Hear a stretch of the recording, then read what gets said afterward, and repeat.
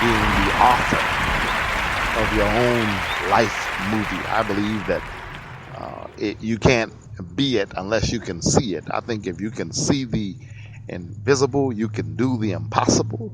I think if you can believe the impossible, you can do anything in life. And so my issue, my concern is that we need to learn how to write our own life story. And one of the things that I see going on in these schools talking about writing is that these kids today can't write anymore. I mean, technological advances have really advanced humanity in more ways than many.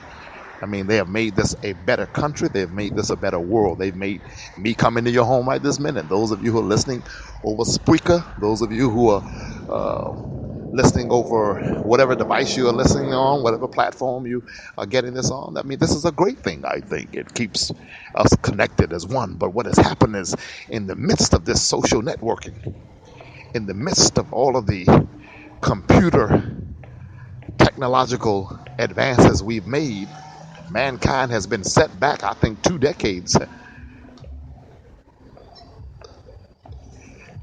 as it relates to our social skills. Face-to-face communication has suffered, as has the ability to pick up a pen and write.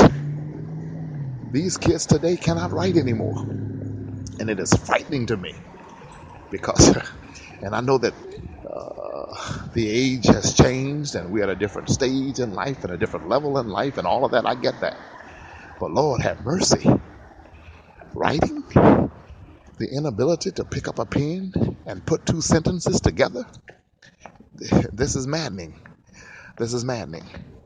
And so I want us to start back focusing on teaching our young people to write and the importance of writing, because when you sit down and put a pen to a piece of paper, it just does something to you. There's something about the connection, holding the pen in the hand, resting the hand on the paper as the hand slides across the paper, writing thoughts coming from the head to the hand, from the heart muscle to the head muscle, and then being connected to the hand muscle, which is connected to the finger muscles, and those finger muscles causing you to, the neurons that are operating in the brain as you write, there's something special about it. And we need to start back doing it.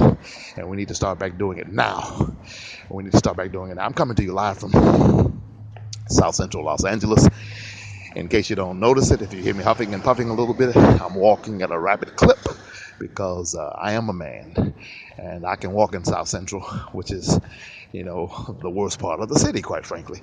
There are gangs over here who are rolling, but I'm not a fool. And I'm also not arrogant enough to think that something can't happen. Something can happen. But something can happen in Beverly Hills, quite frankly. Something can happen in Baldwin Hills. But I'm in a rough part of town. And thank God I have a little bit of spiritual swagger given to me by the divine creator. And the fact that I hung out in some of the hoods as a kid. Fortunately, by the grace of God, I didn't live in a hood, but I hung out there because some of my girlfriends were in the hood and some of my friends were in the hood. And so I learned some of the street tactics, the survival mechanisms that are necessary and that are a prerequisite for being able to walk through South Central in the middle of the night. But I walk fast and I don't stand around. And I'm pragmatic and I use a lot of gumption and I use an enormous amount of prayer. And by the grace of God, so thus far I've been able to survive. But I want you to get back to the main issue at hand, the issue which I have discussed on this podcast recently and have discussed it and will continue to discuss it until November. And that is the fact that we must get out in November and we must let our voices be heard. Those who are registered to vote must vote.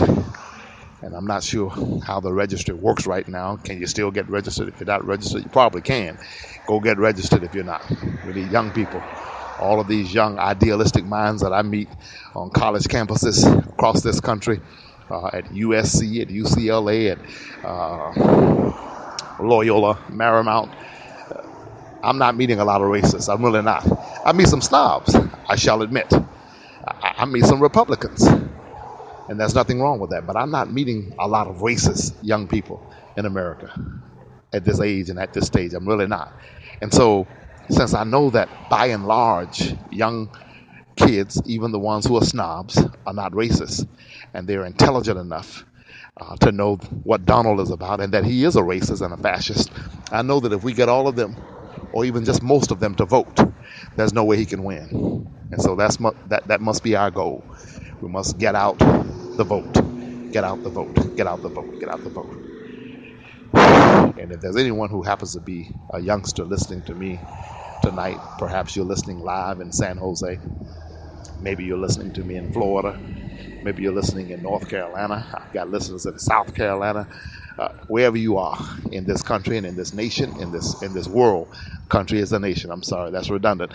Wherever you are, pick up a pen, write a letter for a change. And if you're an adult, do the same thing. Pick up a pen, write a letter. There's something personal about a letter. When I get something that's handwritten, I treasure it more. I look at it. I feel it. Smell the paper sometime to see if the lady who was wearing it had on perfume when she was. I'm keeping it real up in here. And so, that's one of the things, one of the habits that people develop, mostly in jail. There's so little odoriferous delights in jail that when you get your mail, the first thing you do, in case you all didn't know, I'm giving you some game. I'm telling you some of the inside secrets of what goes on in the prison. One of the first things the fellow will do, the first thing he will do after he looks to see who it came from, is smell it to see if she was wearing some perfume.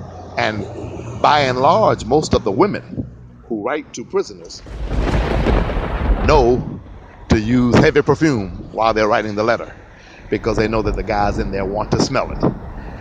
And not all of them are doing, most of them are not doing anything perverted with it or anything like that. I'm sure that occurs also, but by and large, it's just a pleasure and is literally a breath of fresh air to have an odor that came in from civilian life in a jail cell, and especially when it comes from a female who's wearing perfume.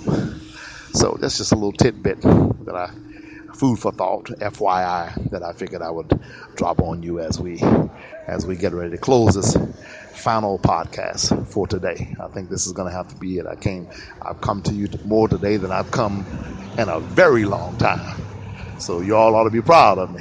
Can you give me a hand? Can you give me an applause?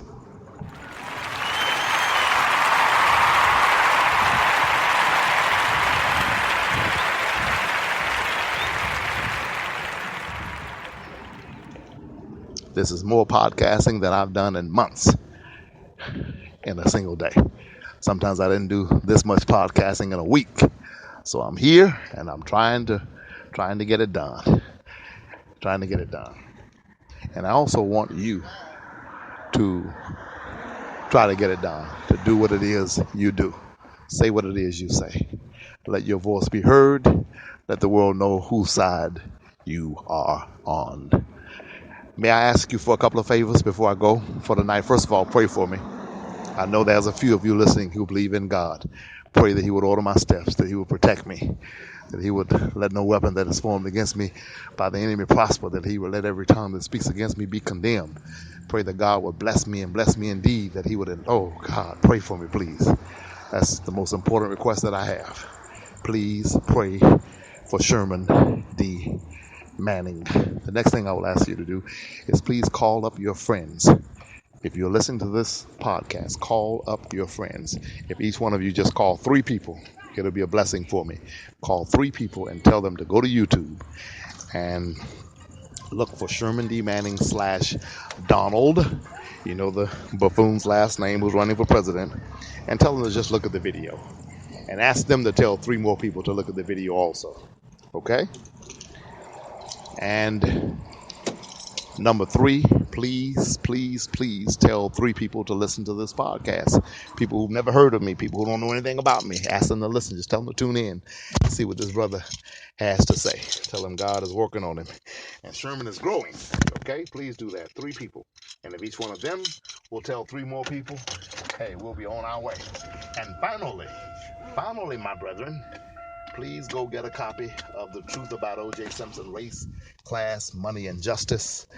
Get it at your local bookstores or go get it at Amazon.com. Get The Truth About O.J. Simpson, Race, Class, Money, and Justice. Get it at local bookstores or get it at Amazon.com. Okay? So, A, you're praying for me, right? Please do so. Call my name when you pray for me. B, you're telling 3 people at least to go to YouTube and watch videos, not the audio, but the videos by Sherman D. Manning. Okay? And ask them to tell some folks also. It's nothing like word of mouth, baby. Nothing. You can't beat word of mouth with a stick, as the old folk used to say. You can't beat it. You can't beat it. And finally, go get a copy of The Truth About O.J. Simpson, Race, Class, Money, and Justice. Give it to somebody for their birthday present. Give it to somebody as an early Christmas present. Give it to somebody as a summer gift. Whatever kind of gift you need to do, give it to somebody and read it yourself. And let's change the world together, because you know it's been a long time coming. But a change is going to come. A change has got to come, baby. And it shall come, and it can come, and it will come if you and I will get ourselves together and work toward making this a more perfect union. I'm going to ask you again, pray for me. I'm going to ask you to call, text, or email 3 friends and tell them to go to YouTube and watch the video Sherman D. Manning / Donald, the guy who's running for president. You know his last name starts with a T. Okay? And then I'm going to ask you to ask 3 people to listen to the podcast. I think I just said that already. And I'm going to ask you to get a copy of The Truth About O.J. Simpson, Race, Class, Money, and Justice. Sherman D. Manning signing off for the night, y'all. I'll talk to you tomorrow, if it be the will of the good Lord, and I think it will. He is a great God. I honor him, I magnify him, I sanctify him, I glorify him, I praise him, I praise the name of God. Thank you. Send me an email at shermandmanning@gmail.com. Text me at 404-386-9356 and tell me what you think of the podcast, okay? Keep hope alive and keep the faith. God is awesome, and you're not too bad yourself. Thank you.